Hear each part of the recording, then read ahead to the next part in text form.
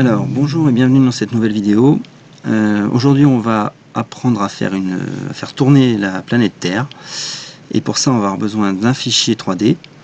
Donc un fichier 3D de sphère. Je vais l'ouvrir dans Cinema 4D pour vous montrer à quoi ça ressemble. Donc c'est une sphère de base, un outil primitif, une forme primitive qu'on peut faire dans Cinema 4D, dans laquelle on a quand même ces paramètres où on peut augmenter les segments. Et ça ne va pas changer la qualité de l'image qui est dessus, mais ça va changer le bord de notre objet. Donc plus il y aura de segments, plus le fichier sera lourd, mais enfin là on reste quand même dans du raisonnable. C'est une sphère, c'est pas un château non plus. Donc le bord, on peut y aller, mettre beaucoup de segments et avoir quelque chose de très fin. Ce qui n'est pas le cas pour mon objet, parce que je ne l'ai pas exporté. C'est un ancien que j'ai et on voit bien justement les segments qui composent la sphère.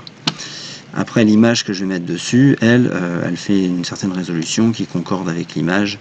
J'ai un display 1920-1080, mon image fait 2000 par 1000, on a assez de pixels pour faire quelque chose de propre. Donc soit j'applique l'image directement à mon objet, voilà, clac. Et j'ai oublié de le faire tourner, donc on va le faire tout de suite. Rotation Y. On va mettre un point ici, un point ici. On va lui faire un tour. Vous avez vu que pour les objets 3D, on a vraiment très peu d'effets.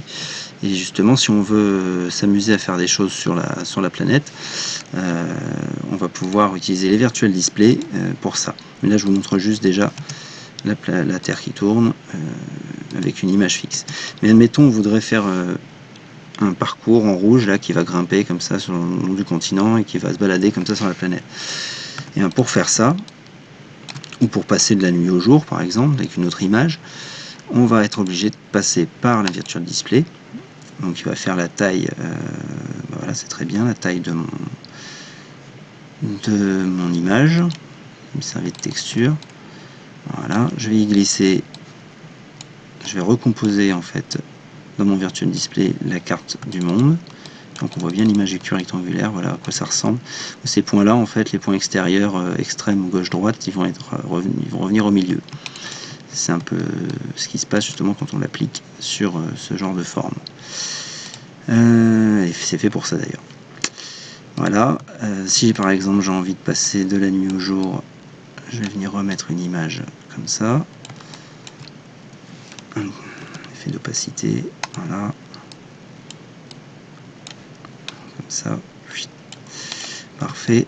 Et là toujours le même principe, au lieu d'appliquer une image directement à mon objet, j'applique le virtual display que j'aurais pu renommer quand même, voilà, hop, alors là, pas bon du tout, d'abord sélectionner l'objet et appliquer.